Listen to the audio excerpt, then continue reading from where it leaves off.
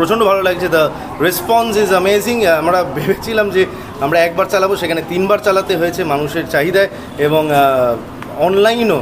হ্যাঁ, কী হলো তোর, এটা খুলে গেল হয়েছে? হ্যাঁ, খুব ভালো রেসপন্স। এখানে আমরা ভেবেছিলাম যে একবার ট্রেলারটা চালাবো, সেখানে আমাদের 3বার চালাতে হলো। এর থেকে ভালো কিছু হতে পারে না। এবং অনলাইন রেসপন্সও খুব ভালো, ইউটিউবে যখন বেরিয়েছে সবাই শেয়ার করছে, এবং রিভিউয়ার্স, ইউটিউবার্স তারাও অপেক্ষায় ছিল যে কখন 11টা বাজবে এবং ট্রেলারটা রিলিজ করবে, এবং তারাও প্রচণ্ড ভালো বলছে। তো সেক্ষেত্রে খুবই ভালো লাগছে।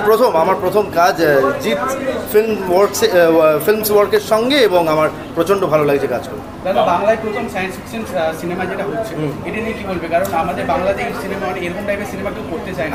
আমি একটা জিনিস যেটা দেখলাম, যে ফিল্ম মেকিংয়ের প্রসেসটা আমি যদি বলি, যে মানে আমি 2 মিনিটে বলতে পারবো না, কিন্তু একটা জিনিস যেটা এত টেকনিক্যালিটিস ইনভলভড, এবং সেইটা যখন করা হচ্ছে সেইটা প্রচণ্ড মজাদার ছিল এবং প্রচণ্ড টাফ ছিল, হুইচ ইজ ট্রু।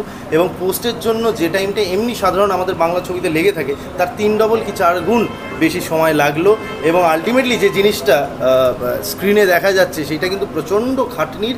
এবং এই সায়েন্স ফিকশন শুনতে যেরকমই কেমন লাগে আমি ঠিক জানি না, মানে কতটা ইজি বা কতটা tough, but it's very tough. এবং এরম ধরনের একটা জিনিস অ্যাটেম্পটের জন্য সৌভিককে প্রথমত অসংখ্য ধন্যবাদ, আমাদের ডিরেক্টর, এবং obviously the producers which is Jeet দা হিমসেলফ, এবং আমি জুমরানি, তাদেরকেও অসংখ্য ধন্যবাদ যে এরম একটা জিনিস অ্যাটেম্প্ট করার জন্য। জিৎদার সঙ্গে কাজ করে নতুন কী কী শিখি? দেখ, সত্যি কথা বলতে কী কী শিখেছি বা কীরকমভাবে, সেইভাবে এখন এখানে বলা যাবে না, কারণ অনেকটাই। হ্যাঁ, দ্য পাংচুয়ালিটি, দ্য ডিসিপ্লিন, এবং যেভাবে উনি নিজেকে কন্ডাক্ট করেন, সেইটা শেখার বিষয় আর কি। আমি স্টাইলের দিকে নাই বা গেলাম, হ্যাঁ, মানে সেইগুলো অনেক বড় হয়ে যায়, বৃহৎ হয়ে যায়। But you know, when you meet certain successful people, তাদের কাছ থেকে তোমার অনেক কিছু শেখার আছে, যেটা হয়তো সাবকনশিয়াস মাইন্ডেও কোথাও ঢুকে যায়। তো সেটা হয়তো আমি শব্দ দিয়ে এখন বোঝাতে পারবো না, কিন্তু অ্যাকচুয়ালি, অ্যান্ড জিৎদা অলসো নোজ অ্যাবাউট দিস, যে আমি অনেক কিছুই তার কাছ থেকে শিখেছি। তোমার ডায়লগ শুনতে পেরেছিলাম, নিশাকেও তুমি রাখো, ঈশাকেও রাখো না, আমি চললাম। হ্যাঁ, এইটা একটা কোনো কেমিস্ট্রি দেখতে পাবো আমরা।